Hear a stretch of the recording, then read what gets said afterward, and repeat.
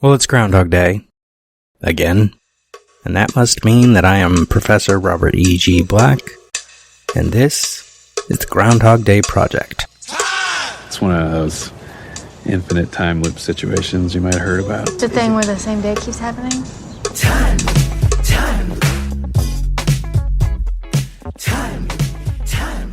I wake up every day right here, right in Punxsutawney, and it's always February 2nd. The last revision is what counts, apparently.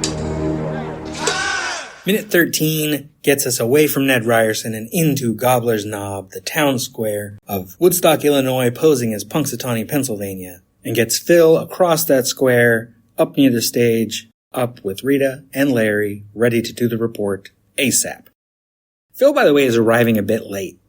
You realize that? He should have been here with time to spare, and there is barely any time to spare. He did not have time for Ned. He should have just told him outright, I have to go, I am late. But Phil couldn't be bothered. It's funny that Phil's method of dismissal is more casual when he could be specific. He has a legitimate reason for, I don't have time to talk with you right now. But instead he was like, yeah, I'm not going to stand here and talk to you. Minute 13 starts with Phil has stepped into the icy water. They had to pull bricks out and make this hole for the movie. And now this curb is not really there anymore. It comes out and the curb goes out into the street to separate the parking from the cross street. Or I guess not cross street because it's a T-junction. But there's a plaque on the ground noting where this hole was. One of many plaques around Woodstock related to this movie.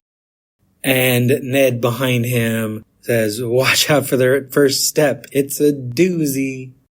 Actually, no, it's more than that, because he starts with ho, watch out for that first step. It's a doozy. Ned wins this interaction, for sure. But Phil has to move on. We cut as he continues on his way across the street to now we are farther north, still looking the same direction. We were just looking south at Phil. Now we're looking south at Phil again as he enters the square. Jumping in from editing because I cannot let that one stand. We're not looking south, we're looking north. The Tip Top Cafe is on the north side of the square. The Pennsylvania Hotel is on the south side. I don't know how I got that one backward. So new camera setup for him walking. You might note the banner above that points out that they have been doing Groundhog Day at Punxsutawney since 1887.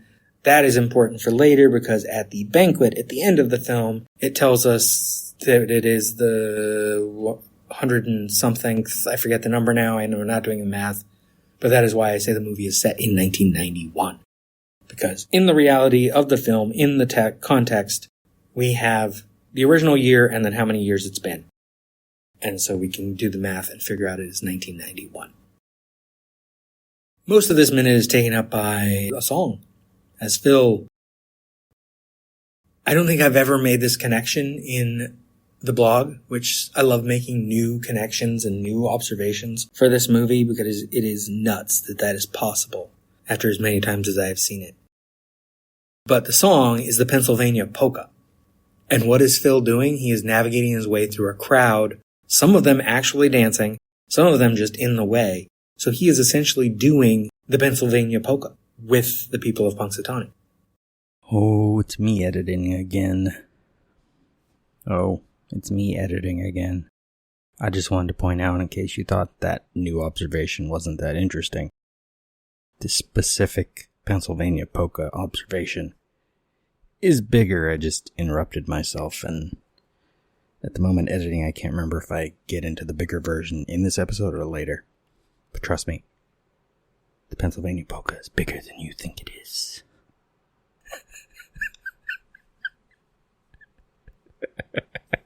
Who are extras taken from the town. I forget what they were paid every day. It wasn't a lot. It was like $40 to just hang out there. Some of them you will recognize as the movie goes on. The old guy with the colorful coat that walks behind Phil at one point. I don't remember. I don't think we see him in this minute. Maybe we do. No, pretty sure we see him here walking behind Phil, crossing from right to left. He is at the banquet later. We will see him here again later. If you look for an old guy in the crowd with a bright red hat, he is at the diner later. I implied in my blog at one point that he was the devil and he was the one responsible for the time loop, but that is ridiculous and I should have never done that because trying to suggest there's a cause for this loop, whether it's Mrs. Lancaster, Sean. Yeah, I'm calling you out, Sean German. Sean German, host of Groundhog Minute, a previous podcast that broke down this movie minute by minute, and I knew I had to do it, but I waited a while to come to it. Sean blames Mrs. Lancaster for the loop, and I at one point also blamed the bartender and wrote a whole essay about the idea of the magic Negro in film, which is borderline offensive to talk about, but I was making a point about race in the film and how there are 2 black characters in the film that talk, which isn't necessarily unreasonable. I think I did get into the demographics of the population of Punxsutawney. Both of them do have lines, so that's good. This movie does barely pass the Bechdel test as well, but only barely, because there are women who interact with one another.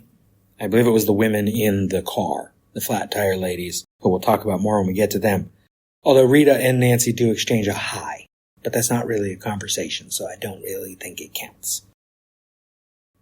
How did I get to that? Oh, responsibility for the loop. No one's responsible for the loop except for Phil. That's all you need to know. The loop doesn't come from anywhere. It doesn't come from God. It doesn't come from the universe per se. Or I guess the best way to talk about it is it does come from the universe. The universe is telling Phil, your life is not going the way it should. You are the cause of it. Fix yourself.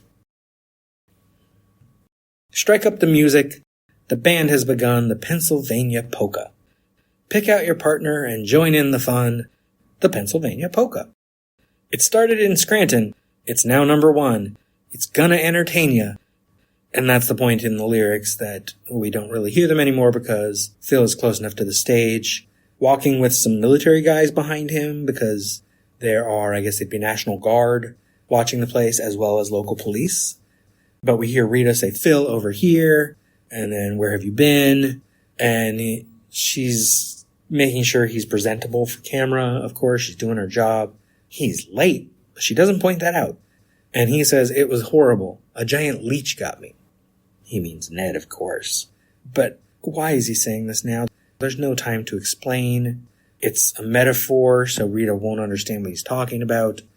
But she doesn't care. She has her own agenda here in this conversation, and I love it, because she also knows there's no time for this. But she is going to break Phil. She is going to defeat him in this conversation. Every conversation with Phil is like competition.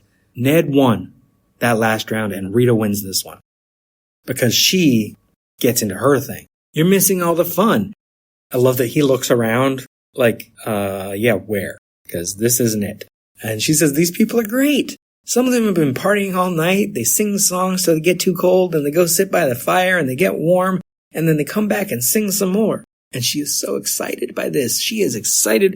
I can't imagine the Rita from the original script, or even from the second or third revision, wanting, or maybe even the final. Did final revision Rita still, was Gil Holly still in the shooting script? No, because they never cast Gil Holly. Gil Holly was the boss at the station, in case you haven't been paying much attention. In the script where Gil Holly is part of it, Rita is covering a nurse's strike and doesn't want to go on the job to Punxsutawney. I like that this Rita wants to be there because it fits better with Phil not wanting to be there. You don't want Larry to be the only one who's having a good time. Like when he talked about filming the Swallows returning to Capistrano 6 years in a row, he seemed proud of that. But Rita is also having a good time. I imagine, I don't know what fire she's talking about. Like, do they have a bonfire outside? There's no fire pit that we see in the square. But also, you can see the hotel she's staying at is right there behind Gobbler's Knob. And she almost gestures that way when she says they go sit by the fire. So I think the fire is inside. Is there a fireplace at the bar that we see? Actually, I don't think we see one, but there could be one in there. The bar, of course, is actually in the courthouse, which the Pennsylvania Hotel, the Opera House, Woodstock Opera House, is on the south side of the square.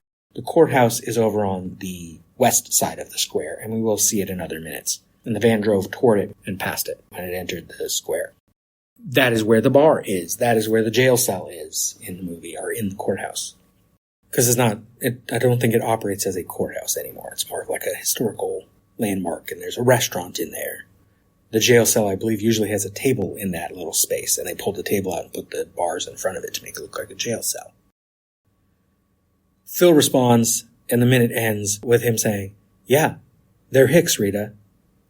He's trying to dismiss what she's doing. And he's going to get worse when we get into minute 14. But that's all for minute 13. I think Rita won this conversation so far, but Phil's going to try to come back. Until then, watch more movies. Knew you were gonna say that. This has been a production of Lemming Drops Studio. You can find links to more at lemmingdrops.com or join the Facebook group Lemming Drops Studio Tour. Also, you can support all my shows at patreon.com/lemmingdrops. What is wrong in the end which never comes? Or which comes again and again, lapping, like waves. Since the Big Bang set everything in motion, everything that happens in this universe has to be the way it is. Particles unfolding the way they're destined to. How do you sleep at night? You've never seen Groundhog Day? Yeah, you know Groundhog Day is not a documentary. Remember when Groundhog Day was just a movie?